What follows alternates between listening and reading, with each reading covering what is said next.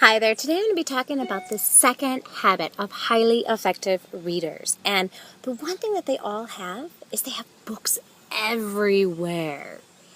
And here's what I want you to think about. Walk into the space of a highly effective reader, and there's going to be one thing that you're going to notice immediately.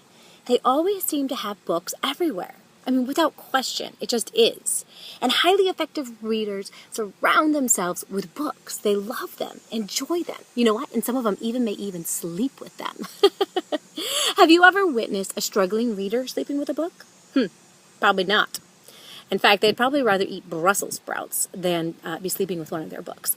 But what if there were things that you could do that mimic what effective readers do and kind of trick them?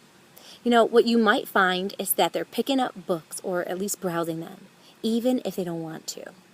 The next 6 blog posts that I put out, I'm going to be focusing on how we can kind of trick our readers into being able to have these books surrounding them at all times. And why?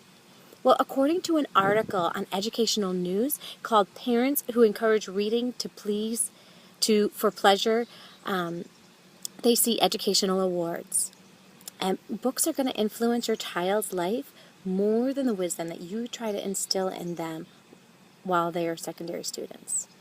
And here's the exact quote that article said. It said, "It emerged that children who read books regularly at age 10 and more than once a week at 16 gained higher results in all 3 tests at the end of the secondary education. Reading was found to be more important for children's cognitive development at secondary school than the influence of their parents." So here are the different ways that highly effective readers surround themselves with books. First, you know what? They get tons of books from the library. They beg to buy new books from the store. They've got books on their Kindle, their Nook, their iPod, their iPad, just absolutely everywhere. They love buying books on Scholastic. They don't just collect the books. Here's the secret. They actually read them. And they read books in cars. So today we're just going to focus on that first one of getting a ton of books from the library. And this summer I took my kids to the library for all of the library events that they had. And they had a blast. But here's the cool part.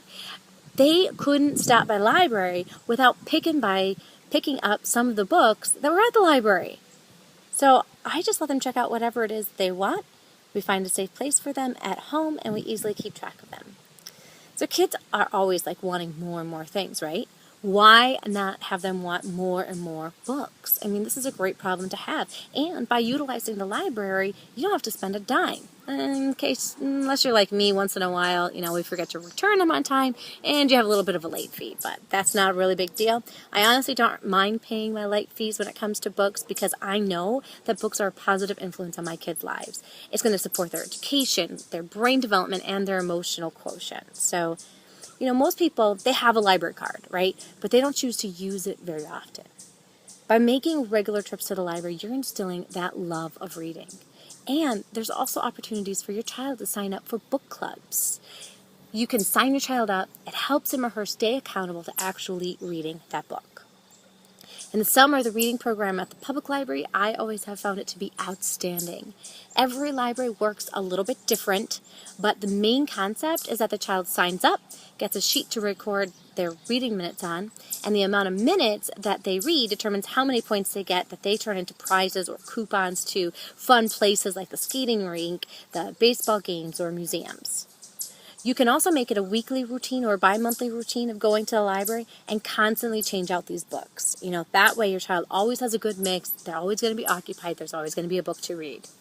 The beautiful thing about the library is that there are books of every single genre there. Some library systems are even connected with other libraries in the area.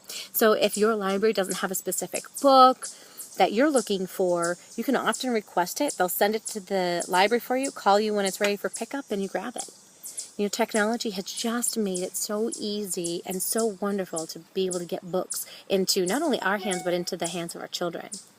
So for younger children, there's, always amazing story times there. And last week, I talked about that wonderful idea of getting kids to listening to books. That's what effective readers do. It was the number one thing that they like to do, is they love to listen to books. By bringing your child to story time, it excites her or him about the books that they're available and motivates them to want to check out that book to hear again over and over and over.